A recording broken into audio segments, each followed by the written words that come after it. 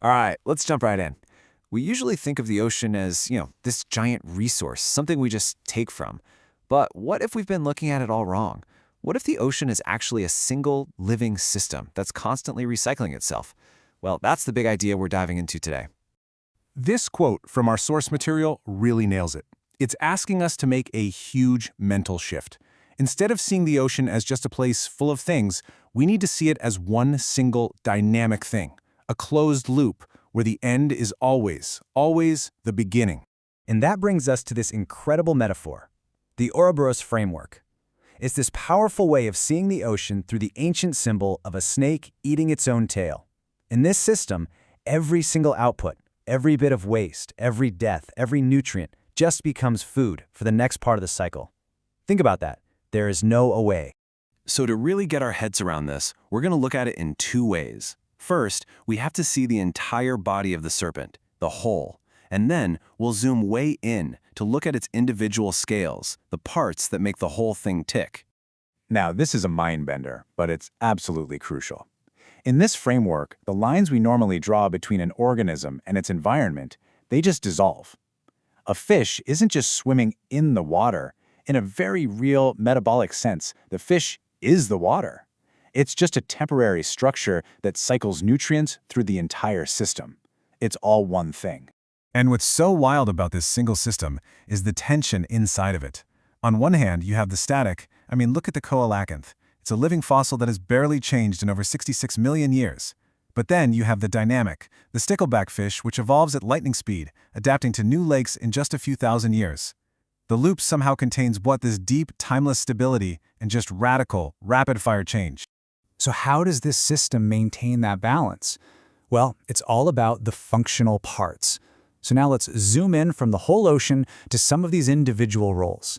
And these aren't just about different species. They're more like job descriptions, archetypes, each playing a critical role to keep that loop turning. First up, let's meet the engineer. And our poster child for this job is the parrotfish. This fish doesn't just live in its environment, it's actively building it. But how? Take a look at this number, over 800 kilograms. That's over 1,700 pounds? What on earth could a single fish produce that weighs that much in a single year?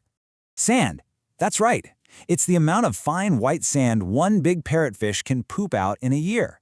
It munches on coral to get the algae, grinds up the skeleton, and what comes out the other end literally creates those postcard-perfect tropical beaches. This fish is a landscape architect. It's incredible. Okay, so from a single fish building an island, let's go to something totally different.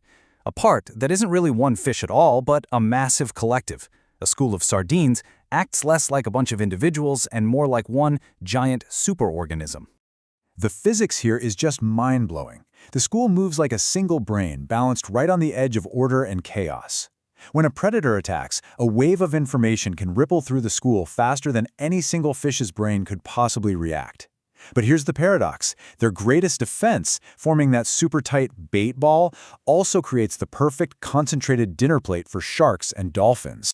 And that idea of paradox, it's not a bug in the system, it's a feature. In fact, it's the very engine that drives change and evolution throughout the ocean. Let's dig into how these weird, counterintuitive loops actually work. So, let me ask you a question that seems to have a pretty simple answer.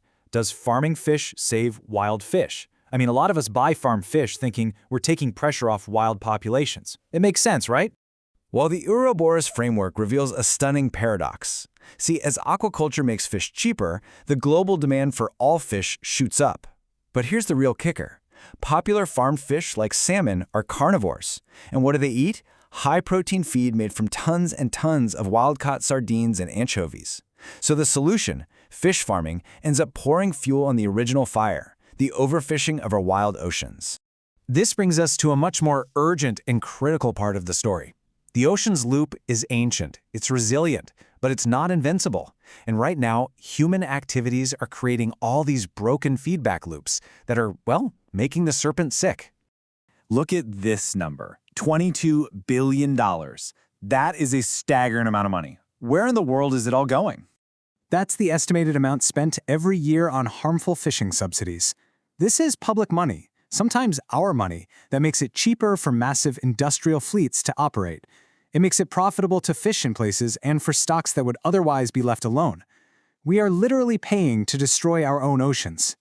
And that's not the only problem. You got the dark fleet, illegal fishing boats that turn off their trackers, creating this huge data black hole. And then there's the problem of shifting baselines. As the oceans warm up, entire fish populations are moving toward the poles to stay cool.